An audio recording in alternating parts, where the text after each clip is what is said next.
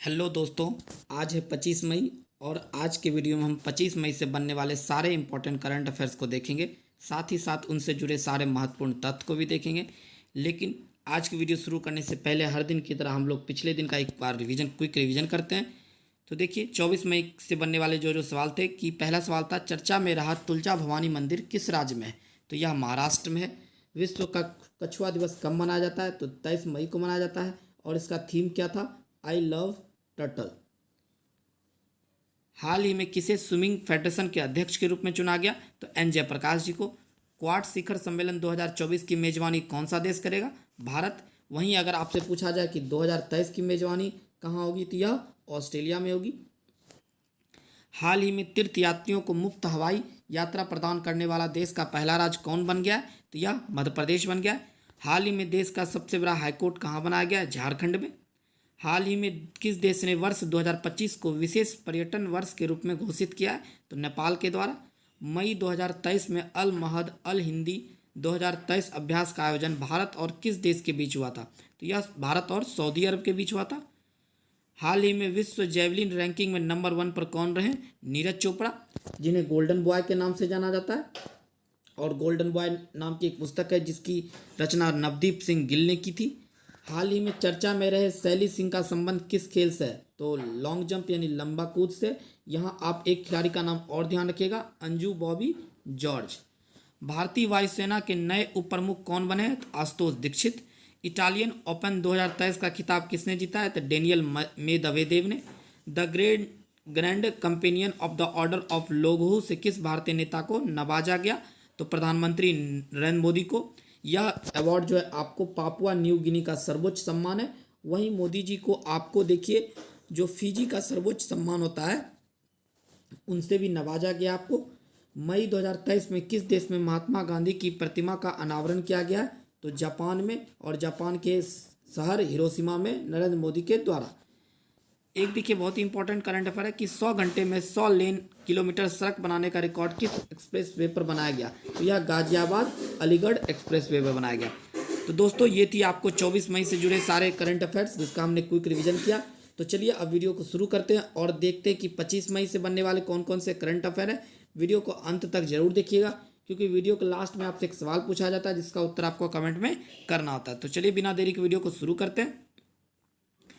देखिए पहला प्रश्न है आपका कि हाल ही में किस कंपनी ने भारत में 4G नेटवर्क लगाने के लिए टीसीएस के साथ समझौता किया है? तो देखिए भारत में 4G नेटवर्क लगाने के लिए टीसीएस के साथ समझौता बीएसएनएल के द्वारा किया गया। हालांकि आप जान रहे होंगे कि अब 5G का ज़माना आ गया और अभी आपको भारत के अधिकांश क्षेत्रों में 5G लग चुका है। लेकिन 5G के दौर में भी बीएसएनएल जो है आपको 4G लगा रहा है और वो किसकी मदद से? टीसीएस की मदद से। यह समझौता जो है आपको 15,000 करोड़ रुपए का हुआ है। यहाँ मैंने देखिए आपको लिख दिया है इंपॉर्टेंट फैक्ट्स के रूप में कि 15,000 करोड़ रुपए का समझौता हुआ। इसके अंतर्गत जो है आपको टाटा समूह की टेलीकॉम की गियर निर्माता कंपनी तेजस नेटवर्क शामिल है जो रेडियो एक्सेस नेटवर्क यानी RAN उपलब्ध कराएगी। यहाँ से आप इसका फुल फॉर्म भी ध्यान रखिएगा, RAN यानी रेडियो एक्सेस नेटवर्क। क्लियर है। वहीं अगर आपसे पूछा जाए LAN का फुल फॉर्म क्या होता है, तो यह होता है लोकल एरिया नेटवर्क। आइए हम लोग बीएसएनएल से भी जुड़े कुछ इंपॉर्टेंट फैक्ट्स को देखते हैं। जैसे बीएसएनएल इसका फुल फॉर्म हुआ भारत संचार निगम लिमिटेड। इसका जो स्थापना हुआ था यह 2000 ईस्वी में हुआ था और इसका मुख्यालय कहाँ है? न्यू दिल्ली में। वहीं अगर आपसे पूछा जाए वोडाफोन आइडिया का स्थापना कब हुआ था, तो यह 2018 में हुआ था और इसका मुख्यालय आपको गुजरात के गांधीनगर में। लेकिन कभी कभी आपको इसका एक और मुख्यालय ध्यान रखना है, मुंबई। हालांकि ये कॉरपोरेट मुख्यालय है लेकिन ये भी आपको ध्यान रखना है, कभी कभी ऑप्शन में आपको मुंबई भी देखने को मिल सकता है। अगर बात करें टीसीएस की, तो टीसीएस का फुल फॉर्म होता है टाटा कंसल्टेंसी सर्विसेज। इसकी स्थापना जो है आपको 1 अप्रैल 1968 ईस्वी को हुई थी। शुरुआती में इसका नाम जो है आपको टाटा कंप्यूटर सेंटर था। यह टाटा ग्रुप का ही एक समूह हुआ करता था। इसके संस्थापक जो थे ये थे फकीर चंद कोहली एवं जहांगीर रतन जी। ये भी आपको ध्यान में रखना है। तो चलिए अगले प्रश्न की ओर बढ़ते हैं। अगला प्रश्न है कि हाल ही में T20 में 11,000 रन पूरे करने वाले दूसरे भारतीय खिलाड़ी कौन बन गए? तो दूसरे भारतीय खिलाड़ी जो हैं आपको रोहित शर्मा है। वहीं अगर आपसे पूछा जाए कि पहले भारतीय खिलाड़ी कौन बने थे, तो वो बने थे विराट कोहली। रोहित शर्मा जो है अगर विश्व स्तर की बात की जाए तो विश्व स्तर पर ये 7वें बल्लेबाज है जिन्होंने कि 11,000 रन या उससे अधिक रन पूरे किए। तो देखते हैं कि इनसे पहले कौन कौन 6 खिलाड़ी ने 11,000 रन पूरे किए थे। उनमें क्रिस गेल है, दूसरा आपको शोएब मलिक है, तीसरा Kieron Pollard, David Warner, Aaron Finch, Virat Kohli, Rohit Sharma. Chris Gayle जो है सबसे अधिक रनों के साथ सबसे टॉप पे और इन्होंने आपको 14,562 रन बनाया है। तो ये सारे फैक्ट आप ध्यान रखिएगा। अगले प्रश्न की ओर बढ़ते हैं कि हाल ही में किसे बास्केटबॉल फेडरेशन ऑफ इंडिया के अध्यक्ष के रूप में चुना गया। तो डॉक्टर के गोविंदराज को बास्केटबॉल फेडरेशन ऑफ इंडिया के अध्यक्ष के रूप में चुना गया। कुछ अन्य महत्वपूर्ण नियुक्ति को देखते हैं जो कि हाल फिलहाल में हुआ है, जैसे पेट्रोल और प्राकृतिक गैस नियामक बोर्ड के अध्यक्ष जो हैं ए.के. जैन को चुना गया। अखिल भारतीय नाट्य परिषद का अध्यक्ष प्रशांत दामले को बनाया गया। पेटीएम के सीईओ जो हैं आपको भावेश गुप्ता जी को बनाया गया। पेटीएम के सीईओ आपको विजय शेखर शर्मा है। सीसीआई का अध्यक्ष रवनीत कौर, वायुसेना को उप प्रमुख आशुतोष दीक्षित, डीएससीआई के अध्यक्ष प्रमोद भसीन जी को बनाया गया। केवी विश्वनाथन और प्रशांत मिश्रा को सुप्रीम कोर्ट के जज के रूप में शपथ दिलाया गया है। न्यूयॉर्क पुलिस विभाग में सर्वोच्च रैंकिंग वाली दक्षिण एशियाई महिला कौन बनी है? प्रतिमा फुल्लर। देखिए यहाँ से आपको हर एग्जाम में एक न एक प्रश्न छपेगा ही, तो ये आप सारे जरूर याद रखिएगा महत्वपूर्ण नियुक्तियाँ। हालांकि मैं आपको बहुत जल्द महत्वपूर्ण नियुक्तियाँ जो अभी 2023 में हुआ इसके पे एक छोटी सी शॉर्ट्स वीडियो भी डाल दूंगा, तो हमारे चैनल से जुड़ जाइए दोस्तों। चलिए अगले प्रश्न की ओर बढ़ते हैं। अगला प्रश्न है कि हाल ही में राष्ट्रमंडल दिवस कब मनाया गया है। तो आपके ऑप्शन है 21 मई, 22 मई, 23 मई, 24 मई। राष्ट्रमंडल दिवस जो है आपको 24 मई को बनाया गया।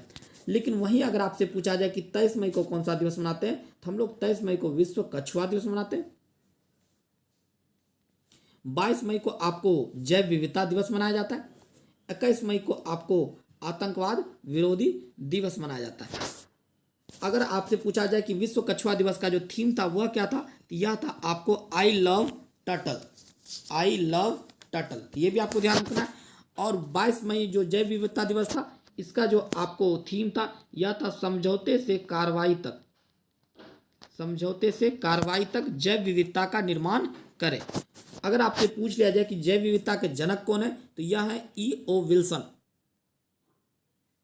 आइए अब हम लोग 24 मई से जुड़े कुछ एक्स्ट्रा फैक्ट को देखते हैं कि हर साल 24 मई को भारत में राष्ट्रमंडल दिवस मनाया जाता है। और इस साल जो आपको 24 मई 2023 को जो राष्ट्रमंडल दिवस मनाया गया था उसकी थीम है forging a sustainable and peaceful common for future. ये राष्ट्रमंडल दिवस जो है आपको महारानी विक्टोरिया की जन्म तिथि के उपलक्ष्य में मनाया जाता है, क्योंकि इनका जन्म आपको 24 मई 1819 ईस्वी में हुआ था। राष्ट्रमंडल राष्ट्र की बात करें तो इसमें देखिए आपको 56 देशों का यह राजनीतिक संगठन है। इसकी स्थापना 1931 ईस्वी में हुई थी और इसका मुख्यालय कहाँ है? लंदन में। आइए हम लोग कुछ एक्स्ट्रा फैक्ट देखते हैं। जैसे अगर हम बात करते हैं कॉमनवेल्थ गेम की बात करते हैं, तो कॉमनवेल्थ गेम की शुरुआत जो है आपको 1930 ईस्वी से हुई थी। और जो आपको पहला कॉमनवेल्थ गेम्स हुआ था 1930 वाला, ये हुआ था आपको कनाडा के हैमिल्टन में, कनाडा के हैमिल्टन में। अगर हम पिछले कॉमनवेल्थ गेम की बात करें अर्थात 2022 की बात करें, तो देखिए 2022 का कॉमनवेल्थ गेम्स जो है आपको इंग्लैंड के बर्मिंघम में हुआ था, इंग्लैंड के बर्मिंघम में। और इसमें जो पदक तालिका में प्रथम स्थान प्राप्त किया था ऑस्ट्रेलिया ने। भारत का रैंकिंग आपको ध्यान रखना है 4th था और इस भारत ने कुल 61 पदक जीता था। तो ये सारे महत्वपूर्ण फैक्ट आपको ध्यान रखना है दोस्तों। अगला प्रश्न है कि हाल ही में किस राज्य ने मुख्यमंत्री सीखो कमाओ योजना की शुरुआत की है। आपके ऑप्शन है मध्य प्रदेश, उत्तर प्रदेश, झारखंड, उत्तराखंड। तो ऑप्शन नंबर ए आपका करेक्ट हो जाएगा कि मध्य प्रदेश जो है आपको यह मध्य प्रदेश की योजना है मुख्यमंत्री सीखो कमाओ योजना। इस योजना के अंतर्गत जो है आपको 18 से 19 वर्ष तक के बच्चे जो कि आपको 12th पास हो, ITI किए हुए हों या ग्रेजुएशन या उनसे भी आगे, लेकिन साथ ही साथ वो बेरोजगार हों, तो सरकार के द्वारा आपको इस योजना के तहत 8 से 10 हज़ार रुपये हर महीने उसे प्राप्त होंगे। साथ ही साथ उनको प्रशिक्षित भी किया जाएगा। आइए मध्य प्रदेश से जुड़े अन्य योजनाओं को देखते हैं। जैसे मध्य प्रदेश में पिछले ही दिन मैंने आपको बताया था कि मुख्यमंत्री तीर्थ दर्शन योजना, यह भी मध्य प्रदेश सरकार के द्वारा ही चलाया जा रहा है। इस योजना के तहत आपको 32 वरिष्ठ नागरिकों को भोपाल से प्रयागराज भेजा जाएगा तीर्थ यात्रा के पर्पज से। जो आपको किस एयरलाइंस के द्वारा भेजा जाएगा, तो वह है आपको एयर इंडिगो। यह फैक्ट भी आपको दोस्तों ध्यान में रखना है। वहीं अन्न योजना की बात करें तो मध्य प्रदेश में ही आपको लाडली बहन योजना चलाई जाती है। लाडली लक्ष्मी योजना, यह भी आपको मध्य प्रदेश की योजना है। मध्य प्रदेश के गोंड पेंटिंग को जीआई टैग मिला है। साथ ही साथ सुंदरजा आम को भी मिला है एवं मुरैना के गजक को भी मिला है। ये तीनों जो है आपको मध्य प्रदेश से जुड़े। तो ये सारे फैक्ट आप ध्यान रखिएगा। अगला प्रश्न देखिए, बहुत ही महत्वपूर्ण प्रश्न है दोस्तों ये, कि हाल ही में किस देश के माउंट एटना ज्वालामुखी में विस्फोट हुआ है। तो देखिए आपके ऑप्शन इस प्रकार के, हवाई, इटली, जापान, इंडोनेशिया। तो पहले तो आप ये ध्यान रखिएगा, जो ये माउंट एटना ज्वालामुखी है या इटली में, तो आप इसको देखिए राइम्स बना सकते हैं, एटना इटली, एटना इटली, इस तरह से आप इसे याद रख सकते हैं। यह जो है आपको एक सक्रिय ज्वालामुखी है। ज्वालामुखी के 3 प्रकार होते हैं दोस्तों। पहला सक्रिय, दूसरा प्रसुप्त, तीसरा शांत। सक्रिय ज्वालामुखी वैसे ज्वालामुखी होते हैं जिसमें कि हमेशा आपको समय समय पर उद्गार होते रहता है, यानी विस्फोट होते रहते हैं। लेकिन प्रसुप्त ऐसे होते हैं कि जहां आपको बहुत लंबे समय तक जो है ज्वालामुखी विस्फोट ना हुआ हो लेकिन भविष्य में होने की संभावना हो, तो उसे हम लोग प्रसुप्त ज्वालामुखी बोलते हैं। लेकिन शांत ज्वालामुखी ऐसा होता है कि जहां आपको अनेक वर्षों से विस्फोट भी ना हुआ और भविष्य में भी होने की कोई संभावना ना हो, तो इस प्रकार के ज्वालामुखी को हम लोग शांत ज्वालामुखी कहते हैं। तो हम लोग देखिए ऑप्शन के अनुसार अगर बात करें तो हवाई में आपको देखिए सक्रिय ज्वालामुखी के रूप में मोना लाओ है, ये आपको ध्यान रखना। इटली का तो आपने देख ही लिया, माउंट एटना। साथ ही साथ आप एक और सक्रिय ज्वालामुखी याद रखिएगा, इटली का स्ट्रॉम्बोली। देखिए यहाँ जो है आपको हमेशा उद्गार देखने को मिलता है, जिसकी वजह से यहाँ आसपास हमेशा लाइट उत्पन्न होता है, इसलिए इसे आपको भूमध्य सागर का प्रकाश स्तंभ कहा जाता है। ये आपको फैक्ट ध्यान रखना, क्योंकि यह भूमध्य सागर में है स्थित है। ये सबसे इंपॉर्टेंट आपको याद रखिएगा, इटली में स्ट्रॉम्बोली, और इसे भूमध्य सागर का प्रकाश स्तंभ कहा जाता है। वहीं अगर जापान की बात करें सक्रिय ज्वालामुखी, तो फ्यूजियामा, यह जापान की सक्रिय ज्वालामुखी है। इंडोनेशिया में आपको माउंट मेरापी है ज्वालामुखी, यह भी एक एक्टिव वॉल्केनो है। आइए और भी कुछ हम महत्वपूर्ण एग्जाम्पल देख लेते हैं। जैसे आपको सक्रिय का मैंने बता दिया कि इटली का एटना, स्टॉर्म वैली। वहीं एक आप ध्यान रखिएगा कोलिमा ज्वालामुखी, कोलिमा जो कि आपको उत्तरी अमेरिका के मैक्सिको में है, उत्तरी अमेरिका के मैक्सिको में। यह भी आपको सक्रिय ज्वालामुखी, इसमें अभी तक में 40 से अधिक बार उद्गार हो चुका है। वहीं अगर बात करें प्रसुप्त ज्वालामुखी की, तो प्रसुप्त ज्वालामुखी में आप याद रखिएगा क्राकाटोवा,